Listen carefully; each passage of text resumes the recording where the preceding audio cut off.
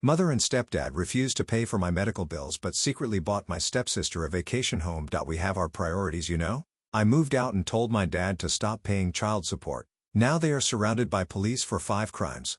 My name is Myra. I have an older sister Lizzie, who is 3 years older than me.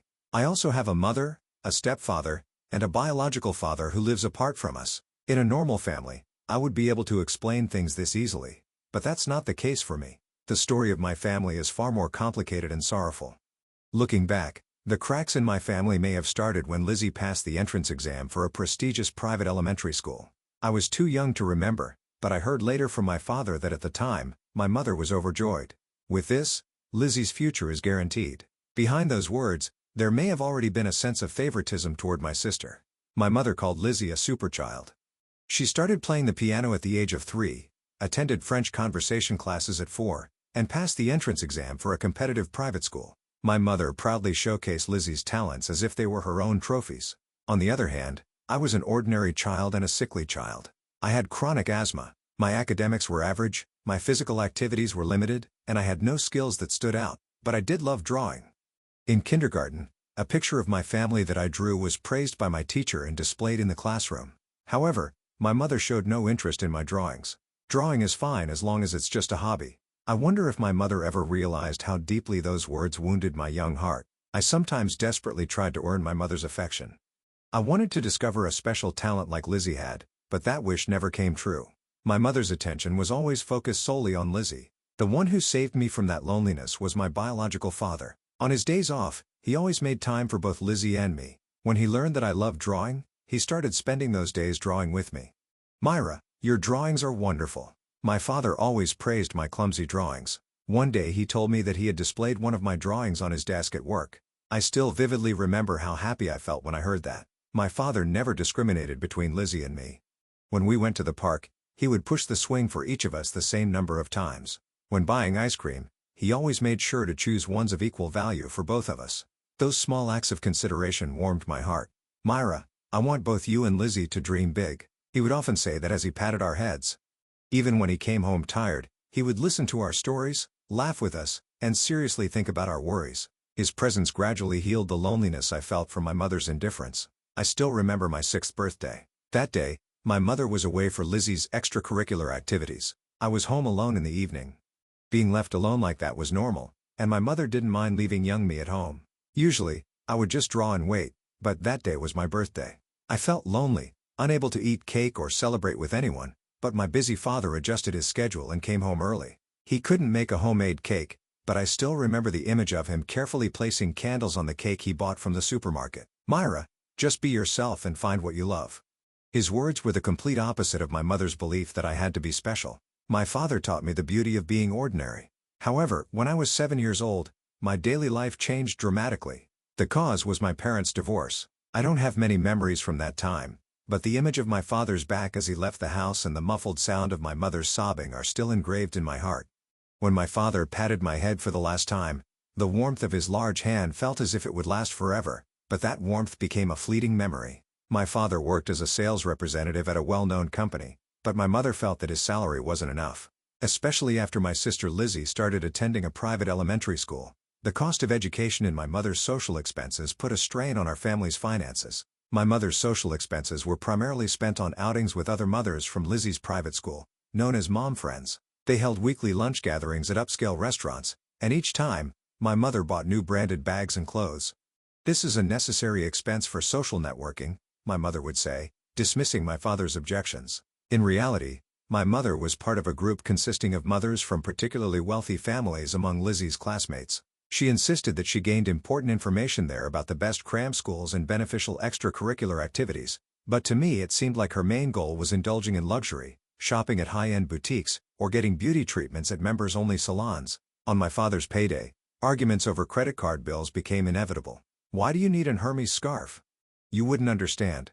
I don't want to be seen as the odd one out among the moms at that school." I still remember the stack of receipts my father laid out on the desk one day. A French restaurant in the Upper East Side, a nail salon in Soho, afternoon tea on 5th Avenue. Sometimes, a single lunch gathering cost more than my father's daily earnings. My mother continued to spend excessively using the excuse of exchanging information with the other mothers about various extracurricular activities. Piano, ballet, French lessons. She claimed it was all for Lizzie, but I often wondered if it was really to satisfy her own vanity. The kid next door is going to a summer camp overseas. We need to send Lizzie too. My father worked overtime to meet her demands, but his efforts were never enough. My mother's demands kept expanding endlessly. I occasionally peeked at the household ledger on my father's desk. Amidst rows of red numbers, I saw him desperately trying to balance the family budget. The sound of him pressing the calculator late into the night still lingers in my ears. Despite everything, my father worked tirelessly for the family. He started working on weekends, and when he did come home he was visibly exhausted. Yet, he continued to treat Lizzie and me equally with affection. I still remember the warmth when he patted our heads and said, "You're my precious treasures." On his days off, he would take us to the park. We would bring homemade lunches, spread out a picnic sheet, and spend time together as a family.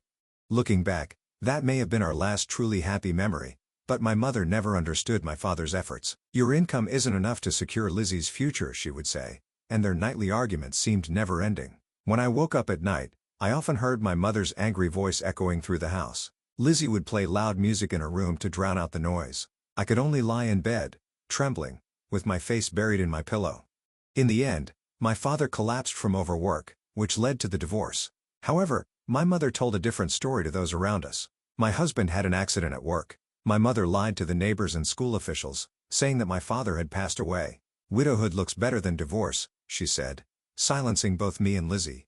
All of my father's photos were put away, and any mention of him was strictly forbidden. To the staff and parents at Lizzie's private school, my mother put on a flawless performance. "With the life insurance my husband left behind, I'm doing my best to provide for my children's education." Sometimes, she would even shed tears, crafting a story that evoked sympathy from those around her. I suffered because of that lie. I had to deny the existence of my father, who was actually alive and still thinking about us. For a child, that was an unbearable burden. I later learned that my father had been sending child support regularly after the divorce, but at the time I knew nothing about it. A year after the divorce, my mother met Davis. He was the owner of a real estate company. At that time, my mother was struggling with financial burdens and raising us alone, and Davis seemed to offer her comfort. "For the sake of the children, let's build a new family together," he told her. I think those words saved my mother, and her lie conveniently continued through the remarriage. "Davis saved me after I lost my husband," my mother would say, turning the story into something out of a fairy tale. When Davis came to our home for the first time, my mother introduced him to us as our new dad. Lizzie greeted him with a smile, but I was scared. I stared at the shadow of my father's memory, as if it were hiding behind Davis. After only 6 months of dating, my mother remarried Davis when I was 8. The wedding was extravagant, and my mother looked happy, but I couldn't shake a deep sense of unease. Something felt wrong, and that feeling eventually became reality.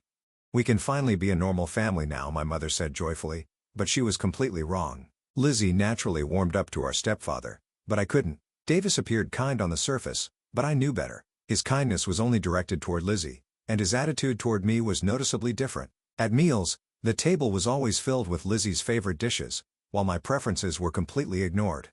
I think he resented me for not accepting him. He quickly became entirely submissive to my mother. Around that time, my asthma worsened. During an attack, I felt as if I were drowning underwater. The air wouldn't reach my lungs, and I couldn't breathe. The pain and fear were beyond description. When attacks happened at night, I had to endure them alone. From the next room I could hear my mother and Davis discussing Lizzie's academic future. No one paid attention to my suffering. That loneliness hurt more than the pain of asthma. The local doctor had warned multiple times she should undergo a detailed examination at a larger hospital, but my mother and Davis always deflected, postponing it each time. Lizzie's extracurricular activities are expensive. Investing in Lizzie's future comes first. I heard those words repeatedly. One day, I collapsed in the school nurse's office. A sudden asthma attack hit me during class. The school nurse tried to call an ambulance, but my mother insisted. "I'll come pick her up myself," and refused the offer. As a result, I was left lying in the nurse's office for an hour, waiting for my mother to arrive. The nurse called my mother multiple times, urging her to let them call an ambulance, but my mother stubbornly refused. Meanwhile, my sister Lizzie had started working as a model. At her prestigious private school, she consistently ranked among the top students. For Lizzie, no expense was too great. That was the mindset my mother and stepfather shared. Even when my asthma attacks worsened, my mother hesitated to take me to a large hospital for a proper examination. Going to the hospital takes time and money, you know. Because of that reasoning, I endured many attacks without proper care. In Lizzie's room, There was a brand new computer and shelves filled with expensive learning materials for her extracurricular activities. In contrast, my room had old textbooks and hand-me-down clothes that were worn and faded. The gap between us grew larger with each passing year. More painful than the suffocating pain of asthma was the weight of my family's indifference. When I was in ninth grade, everything changed dramatically. That morning, I didn't feel well. I had a premonition that I might have an asthma attack, but my mother left to accompany Lizzie to her mock exams, and my stepfather went to work. I was left home alone. The night before, I had told my mother, "I don't feel good," but she brushed it off. "You'll be fine. It's probably just in your head." Lizzie's exams were more important to her. By early afternoon my fears were confirmed. A sudden asthma attack hit me. I tried taking my usual medication, but it had little effect, and my breathing worsened rapidly. I called my mother, but her phone was turned off. If this keeps up, I might die. Panic began to take over. Desperate, I dialed my biological father's number, a number I wasn't supposed to call. I had secretly written it down after seeing it on my mother's call history. I often looked at the number, wondering if I should call him, but I was always too afraid of my mother's anger. This time, however, was different. Feeling like my life was at risk, I pressed the number with trembling fingers. "Hello? Dad? Help me. Myra? Is that you? What's wrong?" Through strained breaths, I explained the situation. The moment I heard my father's voice, a wave of nostalgic memories came rushing back. The view from his shoulders when he gave me piggyback rides, the breeze on the swings when he pushed me at the park, the warmth of his hand on the day we said goodbye. My father took immediate action. "I'm calling an ambulance right now.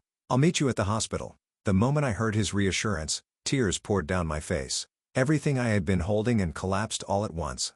The ambulance arrived in less than 10 minutes. As I heard the paramedics rushing in, my consciousness began to fade. When I woke up, I was already lying in a hospital bed. My father was there, waiting for me. "Myra." Thank goodness. If we had been any later, he held my hand tightly, tears streaming down his face. My father looked thinner than I remembered. His hair had more gray streaks, but his gentle gaze hadn't changed. He stayed by my side in the hospital until my condition stabilized, and from that moment, everything began to come to light. After the divorce, my father had been paying child support regularly, a significant amount meant for both Lizzie and me. However, none of that money was used for my medical treatment. It had all been spent on Lizzie. My mother and stepfather had even purchased a vacation home using the child support money. A vacation home meant to be part of Lizzie's future. On weekends they would take Lizzie there and throw lavish parties. They told me they were going out for Lizzie's modeling work, never once mentioning the existence of the vacation home. Meanwhile, the money needed for my life-saving treatments was withheld, and my necessary hospital visits were restricted. My father was furious. "This is outright fraud, and above all, it's child endangerment and abuse." He reported the matter to the police. My mother and stepfather were summoned for questioning under suspicion of fraud and medical neglect. During the investigation, my mother confessed to everything, but instead of showing remorse, her attitude was defiant. "Lizzie has talent. Nurturing that talent requires money. Myra is just an ordinary child." The investigation progressed quickly.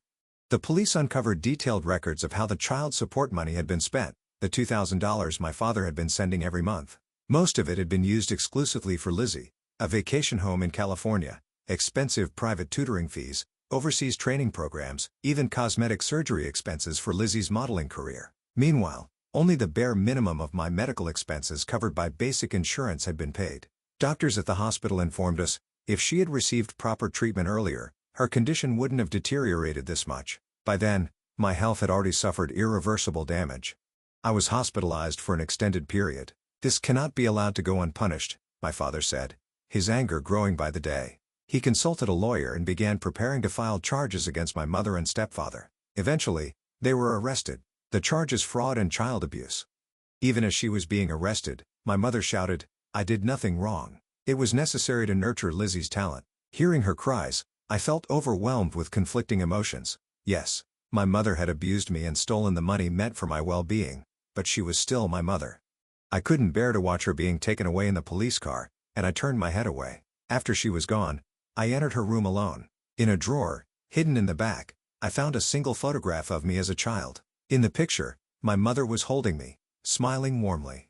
When did she stop seeing me and start focusing only on Lizzie?